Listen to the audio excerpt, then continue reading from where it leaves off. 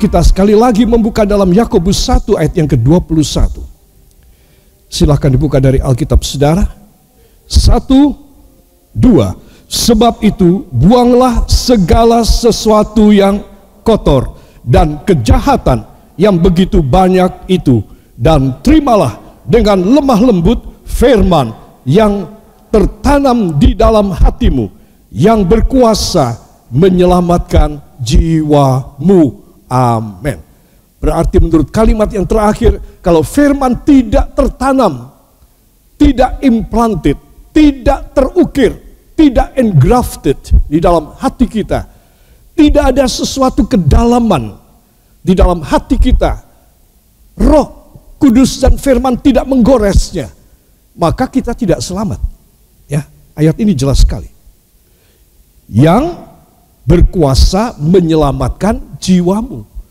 Terus kalau kita tidak sampai firman itu tergores, ya saudara, terukir, terpahat dalam hati kita, maka kita tidak selamat. Coba saudara tahu, kayak apa ini? Sangat riskan kan? Sangat risiko orang Kristen yang hanya mendengar firman, tetapi firman tidak tertanam, tidak terukir di dalam hatinya, saudara. Saya tidak tahu dia selamat apa tidak. Pendeta itu selamat apa tidak, saya tidak tahu, saudara. Karena hanya mereka yang firman terukir, terpahat, tertanam di dalam loh hatinya saja yang akan diselamatkan. Dan itu mempunyai satu proses, saudara. Bagaimana hati kita ini, saudara, dipahat. Kadang-kadang kita merasa sakit sekali, kita merasa sangat tersinggung, kita merasa tidak punya harga diri karena kita dihantam oleh firman, kita diukir, kita ditata hati kita seperti luka-luka yang banyak. Tapi saudara mesti tahu, itu tidak selalu demikian. Firman bukan hanya terukir dalam hati kita menimbulkan kesakitan, tetapi firman juga memberikan sukacita, kemenangan dan kelepasan. Amin. Jadi saudara mesti tahu, katakan sebaiknya firman terukir pada loh hati saya. Saya pasti selamat. Beri tepuk tangan bagi dia. Ya saudara, dan itu sebab kita akan masuk sebentar. Saya mengulangi sedikit, ada 3 isi dari tabut perjanjian Allah, saudara. Yang pertama adalah kuasa mujizat oleh urapan Roh Kudus, yaitu tongkat Harun yang bertunas dan yang berbunga dan berbuah. Itu masuk di dalam peti yang kecil itu. Nah, kemudian saudara, dan yang kedua adalah firman yang berkuasa mengadakan dari yang tidak ada. Ya saudara, mana itu tidak ada bahan bakunya apa? Tidak ada, dari tidak ada di dalam dunia ini, saudara. Tapi itu dari sorga. Jadi mujizat itu baru terjadi ketika seseorang dia menyimpan firman di dalam hatinya. Amin. Maka terjadi sesuatu mujizat. Seperti mana satu gomer, satu wadah, saudara, yang disimpan di sana, saudara, dan dia tidak membusuk. Itu membuat satu pelajaran bahwa kalau saudara mempunyai persediaan firman, dari yang tidak ada bisa menjadi ada. Yang percaya beri tepuk tangan bagi dia. Saudara, kemudian yang ketiga adalah firman Allah yang terukir dengan jari Allah di loh hati kita. Ya, isi yang kedua adalah 2 loh batu, ya, saudara, yang dibikin oleh Musa, karena yang dibikin oleh Allah sudah dihancurkan oleh Musa, saudara. Nah, sekarang Musa diperintahkan bikin 2 loh batu yang sama. Ya, saudara, setelah itu diberikan di hadirat Tuhan, dan Tuhan menorehkan dengan jarinya sekali lagi pada 2 loh batu yang baru. Ya, saudara, jadi inilah sekilas, saudara jangan sampai tidak tahu, ini saya wajibkan saudara mengerti.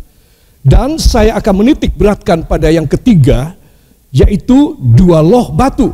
Karena ini kejadiannya luar biasa sekali.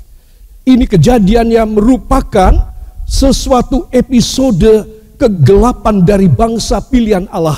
ketika mereka itu berkorban banyak sekali. Satu keluarga, satu orang memberikan korban emas, hanya emas sebanyak-banyaknya. Sampai mereka jadi miskin, gak punya emas lagi. Semua diserahkan, bukan untuk Tuhan, tetapi untuk bikin berhala, bikin patung. Saudara yang kekasih, saya mau tanya kepada saudara, kalau saudara berkorban kepada Tuhan, katakan saudara memberikan emas saudara kepada Tuhan, Tuhan memberkati apa tidak? Memberkati. Itu tidak menjadi berhala. Tetapi orang-orang ini memberikan emas mereka untuk jadi berhala. Seekor anak lembu dari solid gold, tidak hampa dalamnya, penuh semuanya, tidak ada ruangan di dalamnya. Saudara bisa bayangkan, saudara, itu emas berapa kuintal untuk dibikin satu berhala, lalu mereka menyembahnya, kasih sesajen di sana. Saudara, itu adalah hal yang sangat menyakiti hati Allah dan hati hambanya Musa. Saudara, itu sebab Musa membanting itu dua loh batu berisi hukum Allah. Saudara, inilah yang terjadi, firman Allah yang terpahat dengan jari Allah di hati kita. Katakan, harus terpahat di hati saya. Semua firman sebagai ganti hidup yang kotor dan jahat dari hati saya. Saya mau tanya, saudara pilih diisi hati saudara dengan kekotoran dan kejahatan, atau diisi dengan firman Tuhan? Ya, saudara harus bijaksana. Saudara harus minta supaya tangan Tuhan, jari Tuhan menorehkan dalam hati saudara. Saudara, itu sebab di sini kita melihat ada kata emphutos. Katakan emphutos, terpahat. Ya, jadi firman Tuhan harus ketemu hatinya orang yang mempunyai lemah lembut, meekness, lemah lembut. Maka baru Tuhan tergerak, menggerakkan jarinya untuk memahat firman di dalam hati orang yang lemah lembut. Saya mau tanya, kalau orang keras hati, kira-kira Tuhan mau menorehkan enggak? Tidak. Jawabannya tidak. Tuhan tidak bakal menorehkan pada hati orang yang keras, hati orang yang sombong dan arogan, hati orang yang setengah percaya, apalagi yang tidak percaya. Saudara, itu sebab Tuhan hanya mau menorehkan firman setelah hati ini dibersihkan dari yang kotor yang sangat banyak, dari yang jahat yang sangat banyak. Ya, saudara, lihat, Tuhan itu anti kompromi.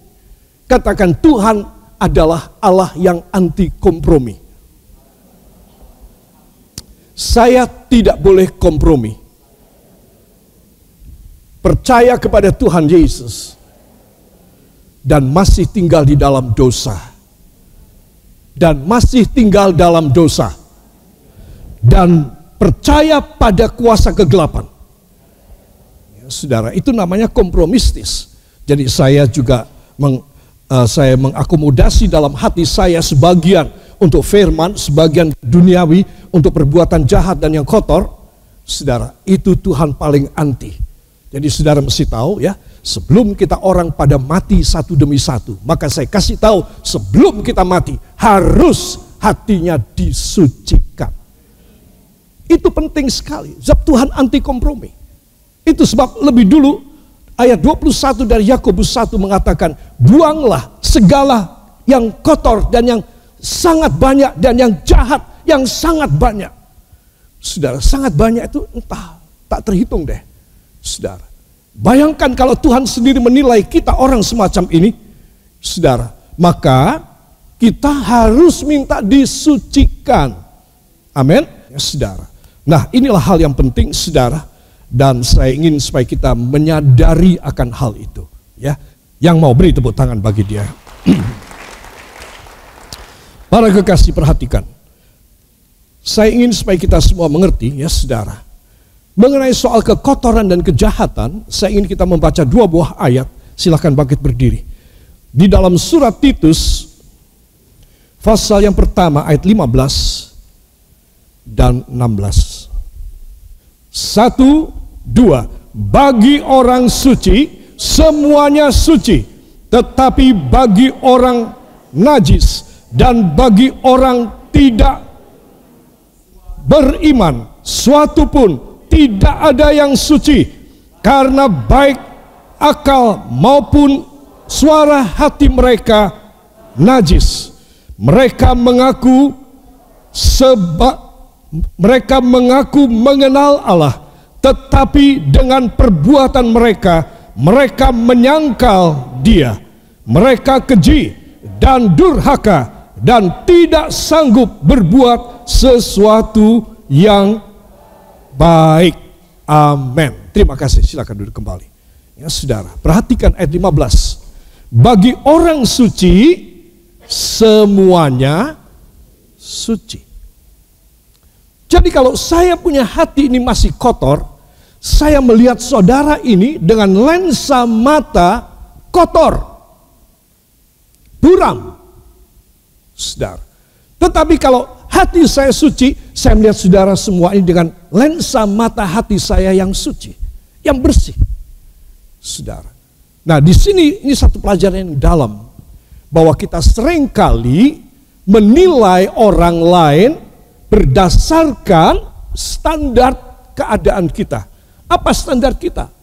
Najis, kotor. Maka itu akan membuat kita melihat orang itu selalu kita mencurigai orang.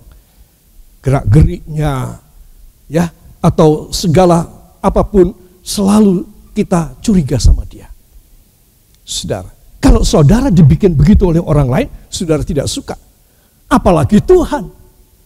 Itu sebab buanglah segala sesuatu yang kotor yang sangat banyak. Apa sebab? Karena orang mempunyai lensa mata hatinya yang kotor. Bagi semua orang suci, semua menjadi suci.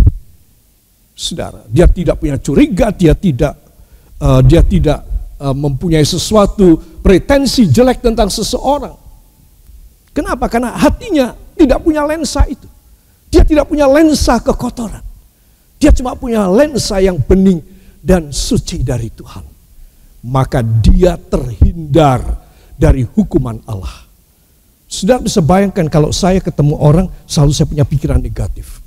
Pikiran negatif, dia mesti orang najis, dia mesti orang pencuri, dia pasti orang yang korupsi, dia pasti orang yang tukang nyeleweng. Saudara, berapa banyak dosa itu tertimbun dalam hidup saya. Iya, saya menjadi seorang yang mungkin paling berdosa dari orang-orang lain. Karena lensa mata hati saya kotor. Saudara, semua akan menjadi kotor. Saudara punya lensa di HP saudara, bagian belakang, untuk saudara ambil video ataupun foto. Saudara ketika melihat hasilnya, loh kok kotor ya. Saudara harus bersihkan itu lensa yang kecil. Coba sekali lagi dengan memfoto diri saudara sendiri. Lalu apakah ada kotoran di situ? Nah, saudara akan tahu. Kalau masih kotor, saudara harus bikin bersih lagi. Saudara. Nah, ini satu contoh. Itu sebab firman memberikan kemerdekaan. Caranya gimana? Ya, pikiran kita, hati kita harus suci lebih dulu. Amin. Harus suci lebih dulu. Jangan tunggu orang lain jadi benar, jadi suci. Salah. Engkau tidak kena mengena dengan orang lain. Saya tidak kena mengena dengan Anda. Saya dengan Tuhan. Anda dengan Tuhan. Itu sebab tidak ada alasan seseorang dia tidak bisa hidup suci. Tuhan memberitahu caranya. Ya, kamu minta supaya pikiranmu kudus. Bagi orang yang suci, hatinya semua suci. Coba, kalau saudara suci di mata Tuhan, ada orang berani main-main sama saudara. Ada orang berani kurang ajar sama saudara. Dia diajar sama Tuhan. Engkau tidak tahu, engkau diam aja. Karena engkau suci, engkau tidak mempunyai pretensi, kecurigaan, not one single suspicion or anything negative to others in your sight. No, because your heart is just clean and holy and sanctified by the blood of Jesus Christ. That is the very secret if anyone want to be holy before God. Ini rahasianya orang yang mau hidup suci. Dia tidak mempunyai pikiran, dia tidak mempunyai standar yang lain selain dari firman. Kalau saudara bisa demikian, maka saudara dan saya akan bisa mengalami kemerdekaan dari Tuhan. Saya dan Anda sedang belajar. Tidak ada seorang yang sempurna. Itu sebab kita harus minta kepada Tuhan. Angkat dua tangan. Ya Tuhan Yesus, hamba mohon firman-Mu dan darah-Mu menyucikan hamba, tubuh, jiwa, dan roh hamba, hati, jiwa, dan roh hamba, seluruh keberadaan hamba, supaya hamba suci, berkenan kepadamu, dalam nama Yesus. Angkat dua tangan, ucapkan terima kasih kepadanya. Terima kasih Bapa, terima kasih Yesus, terima kasih Roh Kudus. Tidak ada hal dan unsur dan faktor di dalam dunia ataupun di dalam hati kami sendiri yang membuat kami bisa suci. Tidak ada. Kami mendapatkan kesucian-Mu dari firman-Mu, dari pengurapan Roh Kudus-Mu kepada kami. Not anything that can make us to be cleansed.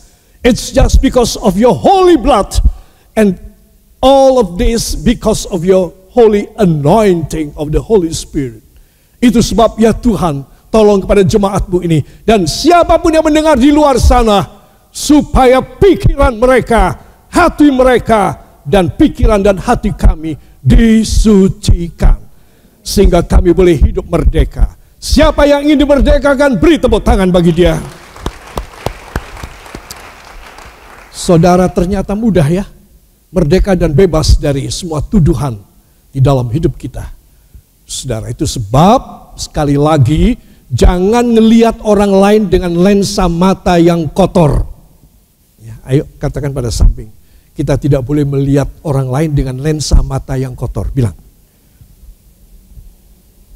saya tidak mau saudara masuk neraka karena nggak ngerti ini. Saya harus ajarin saudara, Titus 1 ayat 15. Supaya saudara masuk ke sorga. Amin. Jangan sehari-hari pikiran saudara yang kotor terus. Engkau harus disucikan hatimu, jiwamu, pikiranmu, panca inderamu dengan kuasa darah anak domba Allah. Yang mau beri tepuk tangan bagi dia. Saudara, Mazmur 66 ayat 18 sampai 20, saya undang kita bangkit berdiri sejenak.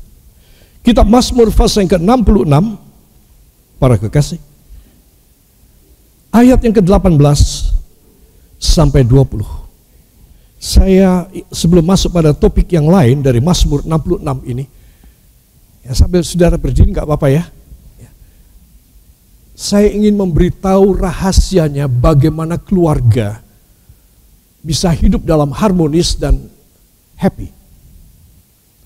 Karena apa yang dituliskan oleh Rasul Paulus kepada Titus 1:15 tadi, itu rahasia kebahagiaan dalam keluarga.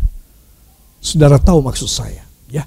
Kalau seorang suami selalu menuduh istrinya kotor, atau sebaliknya seorang istri menuduh suaminya kotor, saudara, sampai mati kalian berdua tidak bisa happy.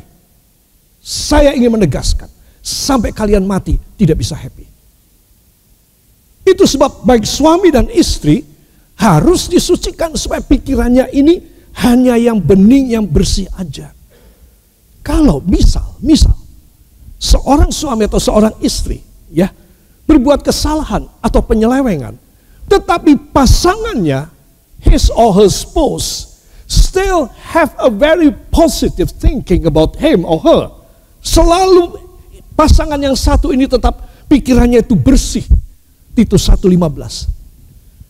Maka yang berbuat salah ini, dia semakin berat rasa hatinya. Aduh, pasanganku tetap menganggap aku orang baik. Gimana dia tidak bertobat? Gimana dia mau terus? Stop, langsung. Saya kasih tahu. Ini rahasia Alkitab. Tetapi, semua katakan tetapi. bila saya ajak berantem, kenapa kok suaranya tambah pelan? Kerasa ya? Tetapi bila saya ajak berantem, bubar. Ya, itu sebab saya mohon, orang yang mau merdeka, ya harus ada kemerdekaan di dalam firman Tuhan. Amin. Ngerti ya, tadi yang saya jelaskan, ngerti ya. Orang cemburu itu pasti ada, kecuali saudara kawin sama robot. Ya, kalau saudara kawin sama manusia, saudara pasti dicemburui dan saudara pasti cemburu sama dia. Semua katakan, tetapi sebagai anak Tuhan, saya mempunyai cara penyelamatan. Titus 1:15, dan darah anak domba Allah yang menyucikan hati dan pikiran saya dan membuat loh hati saya selalu terukir dengan firman Tuhan. Amin. Jangan cepat-cepat duduk, kita akan baca Mazmur 66 ayat yang ke 18 sampai 20, oke? Kita Mazmur pasal yang ke-66 ayat 18 sampai 20. 1, 2. Seandainya ada niat jahat dalam hatiku, tentulah Tuhan tidak mau mendengar. Sesungguhnya Allah telah mendengar, Ia telah memperhatikan doa yang kuucapkan. Terpujilah Allah yang tidak menolak doaku dan tidak menjauhkan kasih setianya daripadaku. Amin. Silahkan duduk kembali. Saudara, seandainya ada niat jahat dalam hatiku, tentulah Tuhan tidak mau mendengar. Amin apa tidak? Amin. Terus saudara mesti tahu ada gandengannya dengan Titus 1:15. Kalau hidup saya selalu, saudara, negatif terhadap orang lain, selalu saya memandang orang lain itu najis dan kotor, pertama, sudah ada dosa menuduh orang. Itu sudah pertama. Kedua, saya mengangkat diri saya, Anda mengangkat diri Anda sebagai hakim kepada orang yang Anda sedang selidiki ataupun orang yang ada di samping Anda sebagai pasangan hidup Anda. Dosa loh. Menuduh pasangan saudara itu dosa loh.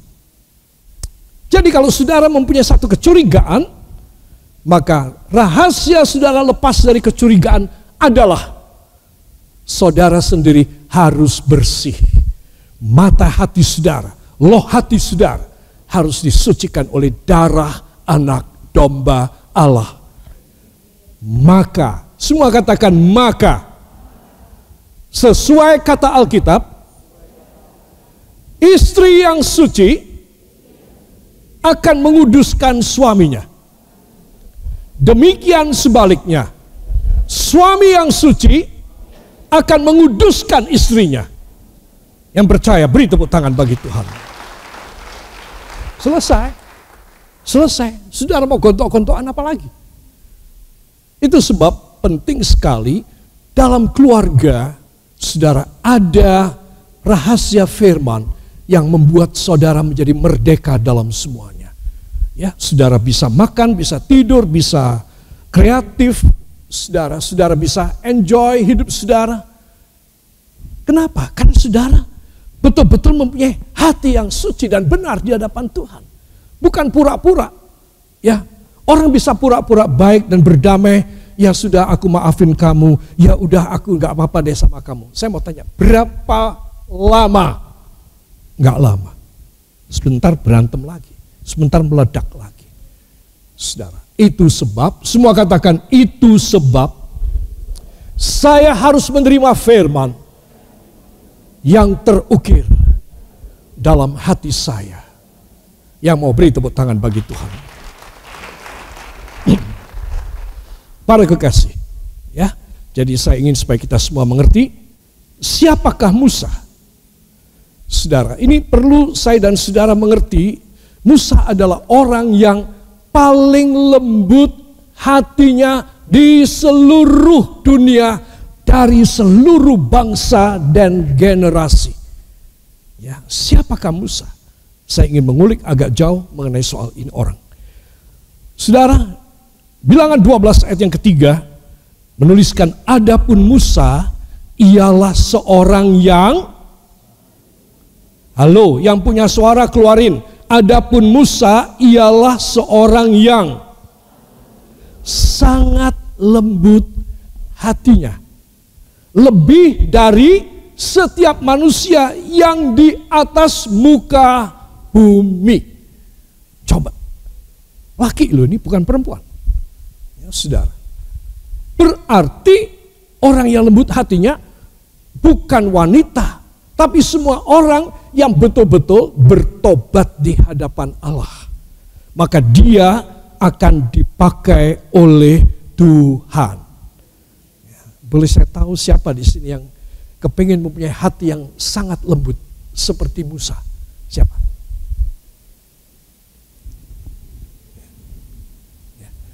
Siapa?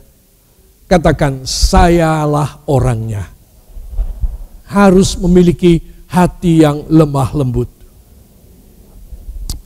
Saudara, kita akan melihat hasilnya orang yang lemah lembut hatinya. Dia akan memandang Allah. Ya, saudara. Ini disebutkan dalam Matius pasal yang ke-5. Orang yang lembut hatinya akan memandang Allah. Artinya apa? Artinya dia sangat dekat dengan Tuhan. Tuhan gak mau orang keras hati dekat dengan dia. Ya, malaikat, dia suruh dekat sama setan aja. Aku gak sudi dekat sama dia. Betul apa tidak? Saudara harus minta kepada Tuhan supaya hatinya lembut. Ya, hatinya lembut. Ada anak Tuhan, sepasang suami istri, sudah lama sih, ya. Ketika kami memulai pelayanan, saudara, dan selalu berantem dan janji, dua-dua sudah janji di muka saya dan Ibu Gembala, sudah peluk-pelukan, sudah, ya, pokoknya demikianlah, ya. Begitu sampai rumah, istrinya bilang, kita lanjutin. Duh, wah, saya dengar itu ya geli, tapi ya mangkel hati saya. Ini sudah didamaiin, sudah rasanya itu benar-benar cinta pertama berkobar-kobar. Sampai di rumah istrinya bilang, kita lanjutin. Ada istri-istri di sini bilang gitu. Ya, tidak boleh. Kalau sudah diperdamaikan oleh Tuhan dan firman, maka yang lama harus dibuang. Mau demikian? Harus hatinya yang keras dibuang. Hatinya kasih yang lembut. Tuhan minta, hamba minta supaya engkau memberi hati yang lembut kepada hamba. Hamba ini orangnya dari sononya itu aku orangnya keras sekali. Tetapi tidak Tuhan, sekarang hamba adalah anak Tuhan, hamba pelayan sidang, berikan hati yang lemah lembut. Saya mau tanya, siapa sih yang mau? Tolong angkat tangan. Ayo, siapa yang mau? Siapa yang mau angkat dua tangan? Ya Bapa, ubah hati hamba yang keras, yang kotor, menjadi bersih dan suci, dan lemah lembut, supaya hidup hamba dimuliakan sesuai janji firman. Dalam nama Yesus, roh keras hati, kesombongan, tidak terima, sok benar, kekotoran hidup, dalam nama Yesus, dalam nama Yesus, aku hancurkan dalam nama Yesus. Amin.